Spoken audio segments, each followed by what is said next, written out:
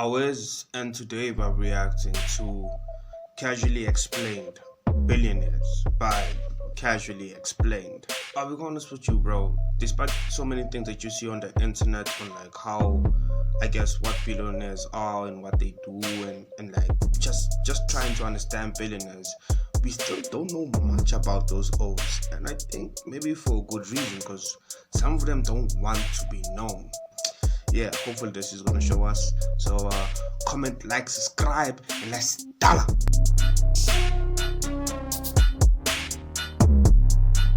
This video is brought to you by Incogni. Now, the difference between an average person and a billionaire is essentially zero. Unfortunately, about 9 of them. Nevertheless, if you're a regular person, you walk around the same streets as both the riff, the RAF, and professionals all the same. You probably know people who still live at home, friends slumming it with roommates,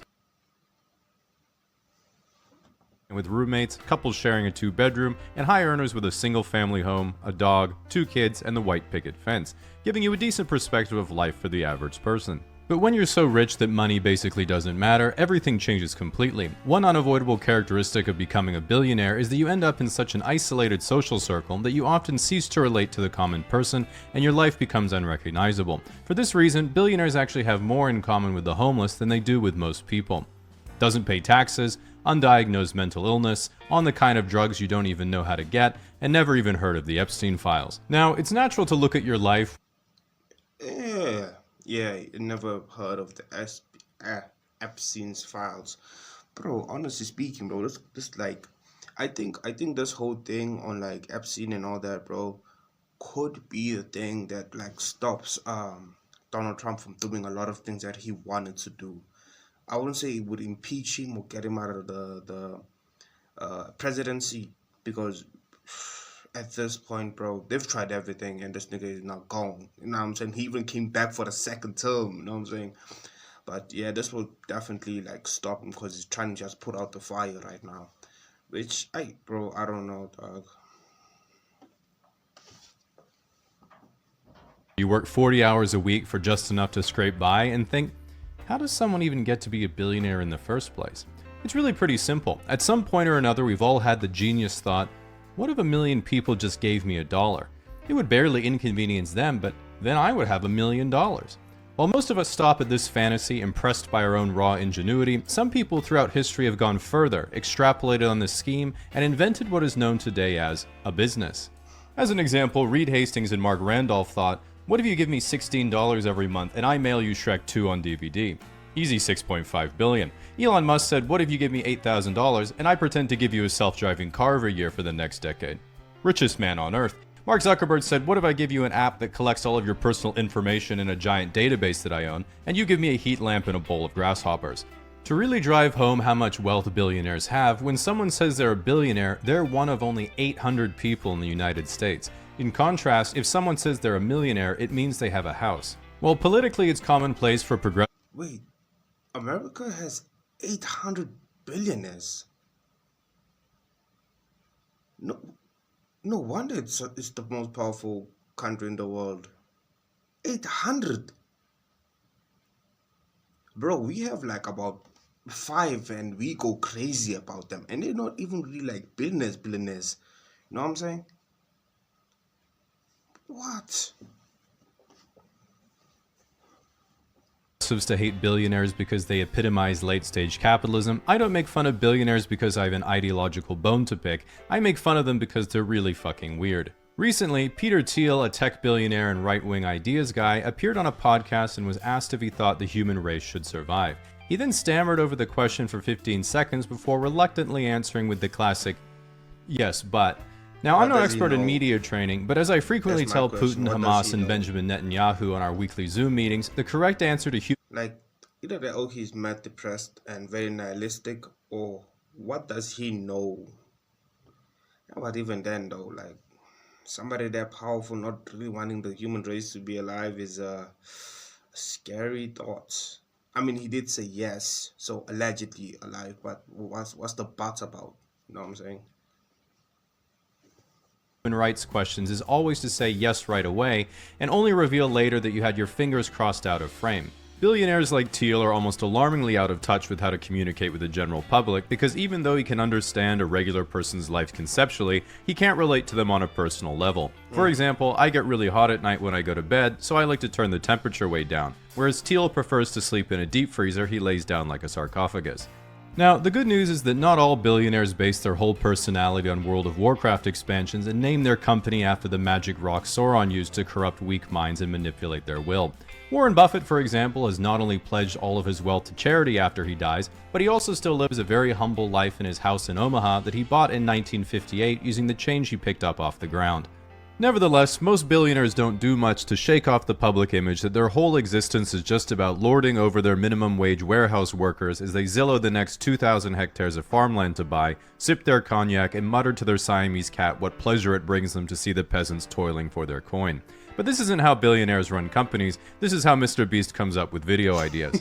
The ethical question of should there be billionaires at all is one of the most hot-button issues around right now because wealth inequality has been steadily increasing decade over decade, and many people believe that billionaires don't pay their fair share.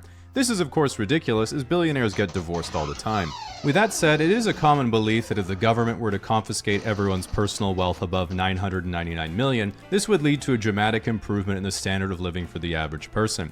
Problem is, even if you were to yoink every stock, bond, and square inch of real estate a billionaire owns, liquidate all of it to straight cash while somehow getting market value, in the US you would get about $6.22 trillion, which would cover 11 months of government spending, or every person in the country would get a one-time payment of around $18,000. While this is nothing to scoff at, if you're one of the people who says we should eat the rich, it's important to consider that the average inheritance in the US is $46,000, meaning you would make more money if you ate just one of your parents. Guys. My bad. Get divorced all the time. With that said, it is a common belief that if the government were to confiscate everyone's personal wealth above $999 million, this would lead to a dramatic improvement in the standard of living for the average person. Problem is, even if you were to yoink every stock, bond... My question though now, these people that are always saying eat the rich, and these politicians mostly that says like eat the rich, right? Who funds you all? Because I do know for y'all to even be in the place where you are, you need to be funded by somebody. It's not as if the taxpayers are funding your campaign, right? So, who's really funding you? I always wonder what's that question, bro. Who's funding these OKs that are saying eat the rich? And even if they do like get to that, get in power, what are they gonna do to actually improve upon it? You know what I'm saying? What are they gonna do really? Because people can say, Awez, we're gonna get in power, and we're going to, I don't know, save the whales, only to find out that these Okies are not gonna even save the whales. In fact, they might even start killing the whales in a bigger rate. That wasn't a good example, but you get what I'm trying to tell you. and square inch of real estate a billionaire owns, liquidate all of it to straight cash while somehow getting market value, in the US you would get about $6.22 trillion, which would cover 11 months of government spending, or every person in the country would get a one-time payment of around $18,000. While this is nothing to scoff at, if you're one of the people who says we should eat the rich, it's important to consider that the average inheritance in the US is $46,000, meaning you would make more money if you ate just one of your parents.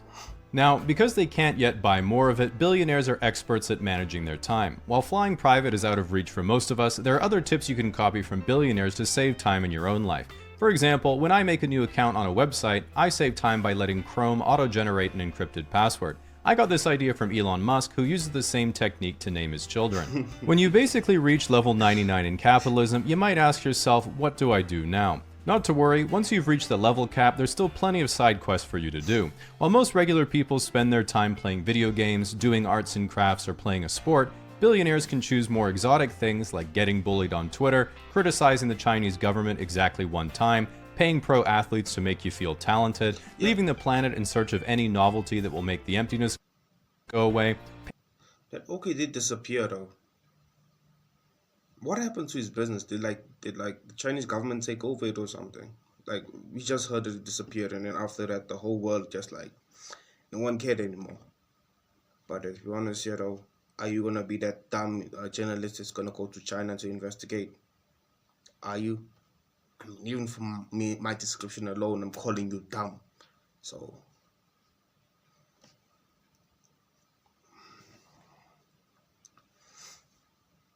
To boost your Path of Exile account, then streaming it to prove to anyone who doubted your multidisciplinary genius that they were in fact correct, exploring the bottom of the ocean to uncover its lost secrets, and of course exploring the bottom of the ocean and then dying instantly.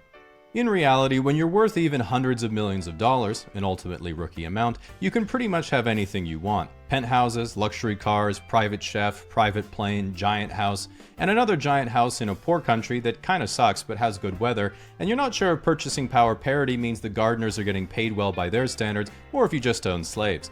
With this in mind, if you are a billionaire, it's actually pretty hard to think of a way to flex on multimillionaires, meaning the 23-year-olds on Raya who look like they're 35 aren't going to message you back. That is, of course, until you remember what separates the centimillionaires from the billionaires. Big boat.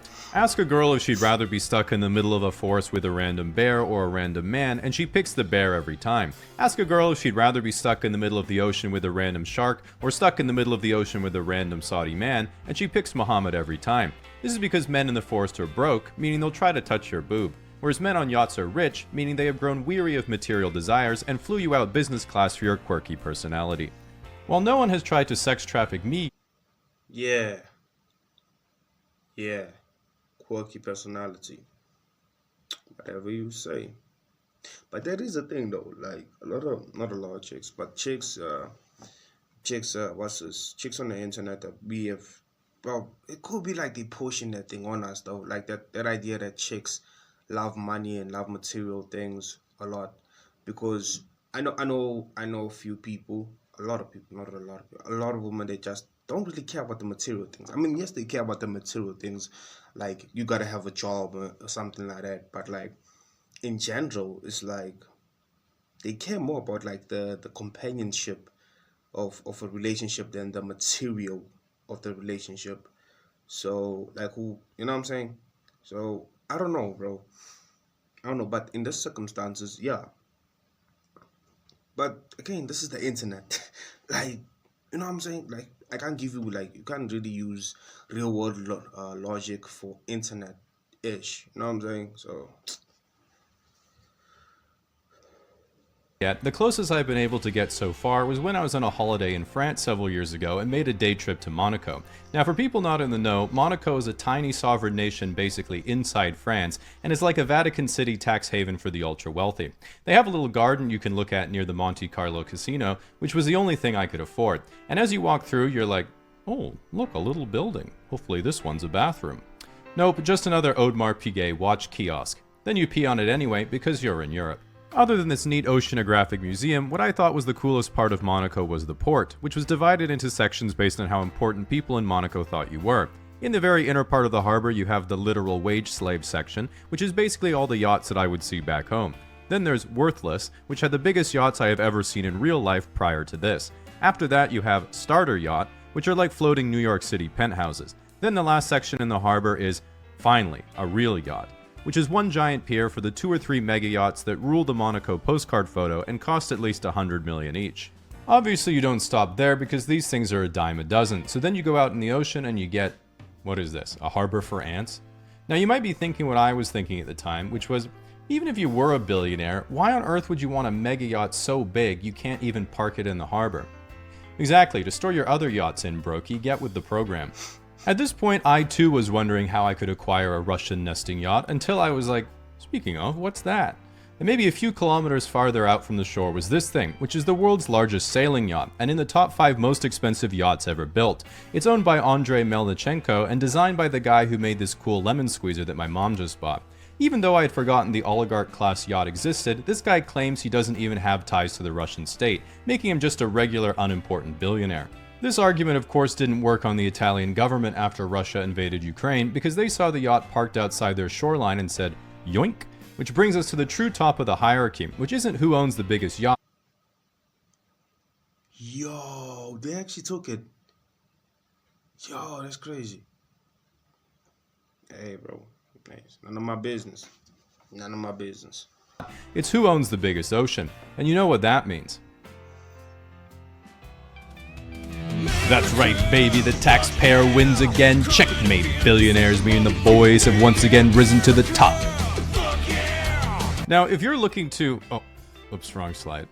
If you're looking to avoid calls from the IRS or other scammers that manage to get your email or phone number from Zuckerberg's... No. That was a that was an interesting video. That was an interesting video. Um, what you think about the rich? To be honest, like billionaires to do. I don't know, bro. It's like me personally. I don't care about billionaires, but the problem is, nah, billionaires have so much influence that they make you want to care. You know what I'm saying? Like how Elon Musk and President Trump basically almost turned the whole, not the whole world, but turned a large portion of the world against South Africa. And why did they do that? For about multiple reasons. But one of the main points for Elon Musk's reason was basically he wanted to start Starlink in South Africa. That was his reason. There was a potential war threat. It wasn't a war threat, but yes, there was a potential war threat, right? With America and South Africa all over Starlink. Imagine if South Africa had oil. And people joke about this shit, but like niggas die, bro. Niggas die, bro. And it's crazy, bro. That the people who influence it were just billionaires. I mean, the richest person in the world, but still, though, it's a scary word, bro. It's a scary word. But either way, thank you for watching the rest of the video. Thank you for chilling with your Owen. Comment, like, subscribe, and until next time, I've been the Lost Owen.